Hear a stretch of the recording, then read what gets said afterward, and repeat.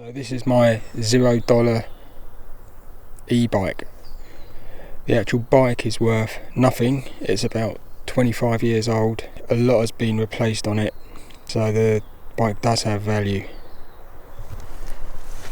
So it's a 500 watt front hub motor and a lithium ion 36 volt 10 amp hour battery, and the controller I've put in a project box. This is temporary until I 3D print a smaller one.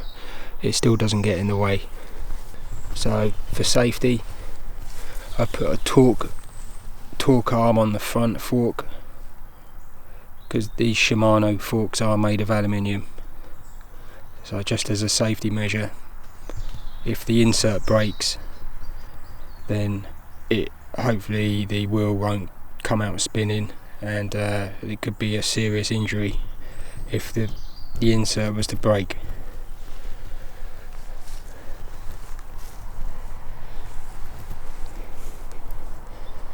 So the actual bike has everything has been replaced apart from the derailleur. That's the only thing I haven't replaced. The cassette, the bottom bracket, the crankset, the wheels, the front suspension, the bearings, headset bearings have all been replaced.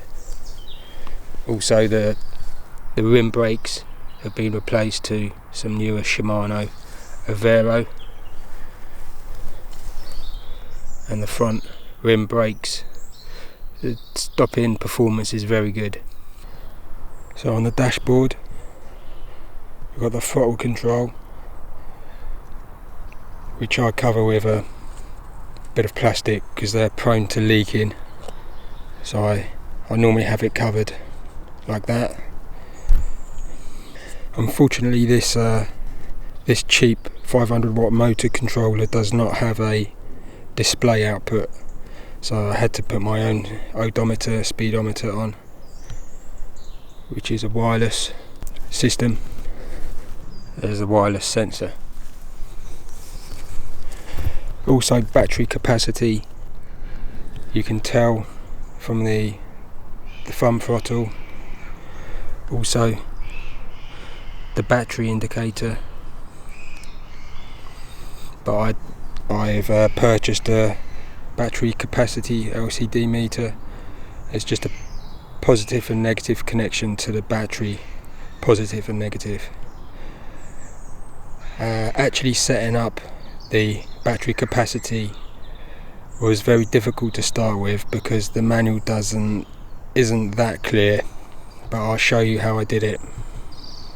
So the way you get to the settings on the meter, you have to turn off the main battery power, then you must make sure the thumb throttle is on, and then you turn on the battery, the main power switch, and then you hold down the left key at the same time. So holding down the left key and turning on the power, it goes straight to the settings.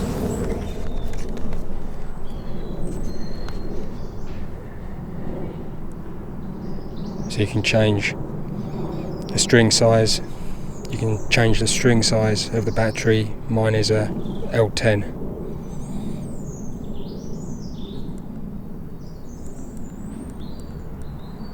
And to save the settings, you just turn the power off at the battery,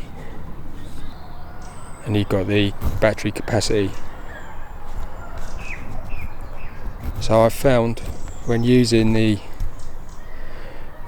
throttle, the percentage will go down in use.